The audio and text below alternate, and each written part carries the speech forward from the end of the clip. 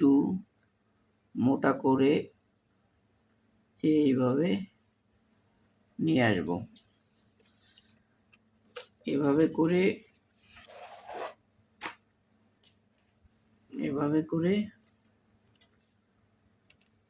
আমি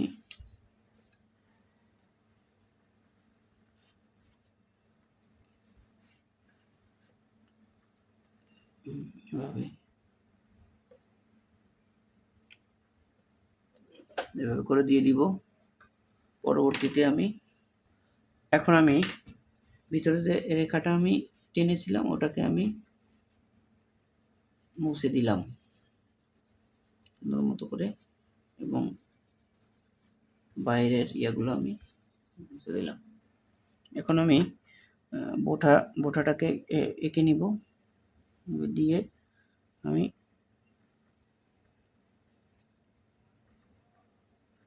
এভাবে নিয়ে এভাবে একটু আলতু করে বাঁকা করে দিয়ে এভাবে দিয়ে এভাবে করে দিব। তারপর এখন আমি এভাবে করে দিয়ে এইভাবে দিয়ে হালকা এই দিকে এইভাবে দিব। দেওয়ার পরে এই দিকে একটা দিয়ে এভাবে দিয়ে এইভাবে এইভাবে করে দিব।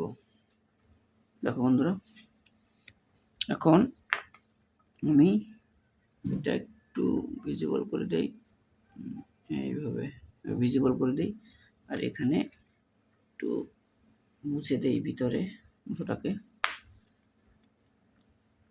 এইটাকে ভিজিবল করে দিই।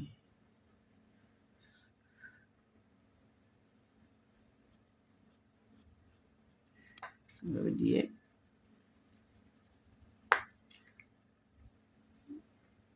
দেখো বন্ধুরা, বেগুনের স্ট্রাকচারটা আমরা ড্রয়িং করে ফেলেছি। এখন আমরা রং করে দিব। চলো রং করি। আমরা বোঁটার দিকে সবুজ কালারের রং দিয়ে দিব। জানো, সাধারণত যে কোনো সবজির যে বোঁটার যে অংশগুলো থাকে সেখানে সবুজ অংশ থাকে। কোনো কোনো শাকসবজির গায়ের রঙও সবুজ থাকে, কোনো কোনোটার ইয়েলো, কোনোটার বেগুনি। তো বাস্তবে আমরা যেভাবে দেখি ওইভাবে রঙগুলো সিলেক্ট করতে হবে।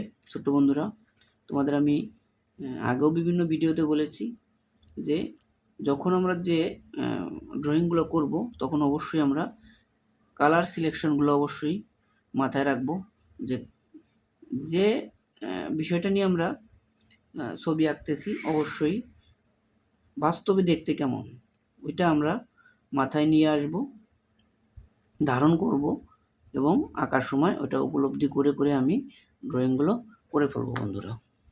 এখন বন্ধুরা আমরা সবুজ রং করে দিয়েছি বোঁটাটা। এখন আমরা বেগুনের গায়ে আরও গাঢ় করতে হবে। আমি সাইডটা অবশ্যই একটু ভিজিবল করে দিব, দেখতে সুন্দর লাগবে।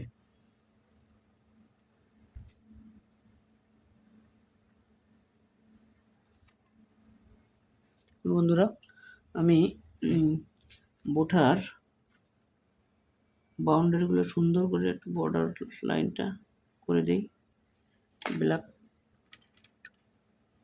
কালারটা দিয়ে করে দিই হালকা বর্ডার লাইনটা।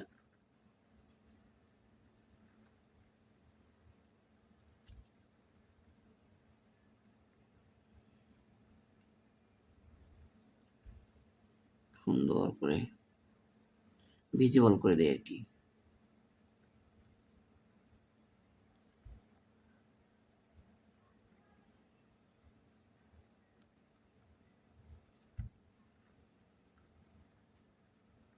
দেখো বন্ধুরা কত সুন্দর হয়েছে। আর একটু ভিজিবল করে দিই।